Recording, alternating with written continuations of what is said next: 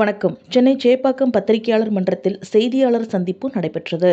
அப்போது பேசிய welfare federation தலைவர் பன்னீர்செல்வம் அவர்கள் தெரிவித்திருப்பதாவது: ஆற்று மணல் இல்லாததால் எங்களுடைய தொழில் மிகவும் பாதிக்கப்பட்டுள்ளது. எம்-சாண்ட், பி-சாண்ட் மணல் தரம் குறைந்து காணப்படுவதாகவும், ஆற்று மணல் எடுப்பதற்கு 40 இடங்களை துறை சார்ந்த அனைத்து ஆய்வுகளும் மேற்கொள்ளப்பட்டு தற்போது பசுமை தீர்ப்பாயத்தின் மனுவிற்காக காத்திருப்பதாக அதிகாரியின் வாயிலாக எங்களுக்கு தெரிவிக்கப்பட்டுள்ளது. அரசு உடனடியாக தலையிட்டு மணல் எடுப்பதற்கு 40 இடங்களுக்கும் அனுமதி அளிக்க வேண்டும். கலப்பட எம்-சாண்ட், பி-சாண்ட் விற்பனை தடுத்திட போர்க்கால அடிப்படையில் நடவடிக்கை எடுக்க வேண்டும். லஞ்சம் வாங்கும் அதிகாரிகள் மற்றும் இதற்கு துணை போகும் அதிகாரிகள் மீது நடவடிக்கை எடுக்க வேண்டும்.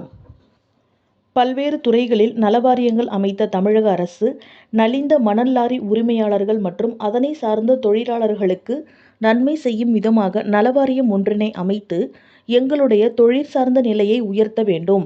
எல்லாவற்றையும் இலவசமாக கொடுக்கும் அரசு ஆற்று மணலை ஏன் இலவசமாக தர மறுக்கிறது?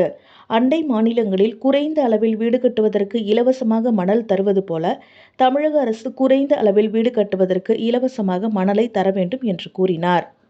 ஏறக்குறைய 1.5 ஆண்டு காலம் ஆயிடுச்சு. ஆற்று மணலை கண்ணால பார்த்து நாங்க லாரிக்காரங்களும் கண்ணால பார்க்கல, மக்களும் கண்ணால பார்க்கல, பில்டர்ஸும் கண்ணால பார்க்கல. நாங்க பாக்குறதெல்லாம் எம்-சாண்ட், பி-சாண்ட்ன்றத கொண்டு கொடுக்குறாங்க. அது முழுக்க முழுக்க கலப்படமானது. நிறைய விபத்துக்கள் ஏற்படுது. பள்ளிகள்ல பள்ளி கட்டிடங்களே கட்டி 3 மாசம் ஆன பள்ளி கட்டிடங்கள் மேற்கூரை இடிந்து விழுந்ததெல்லாம் நீங்க பத்திரிகையில வெளியிட்டு இருக்கிறீங்க. அதனால நாங்க என்ன சொல்றோம், தரத்தை உறுதிப்படுத்தணும். ஒண்ணு. ரெண்டாவது, பி-சாண்ட், எம்-சாண்டுக்கு மாற்றா ஆற்று மணல இருக்கணும். அது இருந்தாதான் நல்லா மக்கள் ஏதோ ஒரு ஏழை ஒரு கொஞ்சம் முதலீடு பண்ணி வீடு கட்டுறாருனாக்கா, ஒரு 2 சதுரம் 3 சதுரம் கட்டுறாருனாக்கா அவர் ஒரு தலைமுறையை தாண்டும். ஆனா பி-சாண்ட், எம்-சாண்ட் பயன்படுத்தி வீடு கட்டினாருனாக்கா ஒரு தலைமுறையை தாங்காதுங்க. அதனால இந்த மாதிரிலாம் இருக்குதுங்க.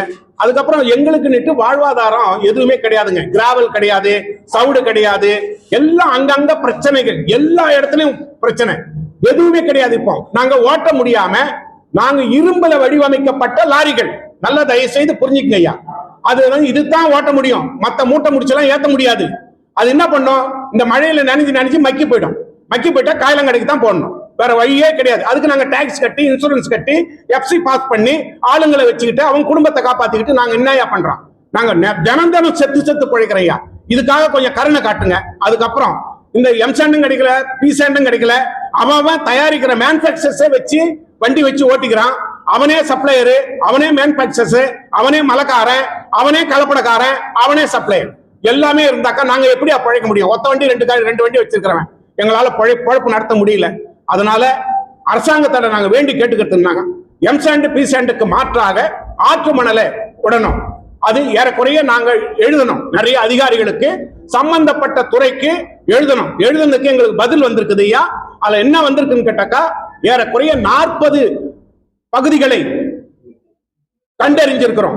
கண்டறிஞ்சு அனைத்து பேப்பர் ஒர்க்கும் முடிஞ்சு போச்சு. பசுமை தீர்ப்பாயத்துல சில பேப்பர்கள் நிக்குது.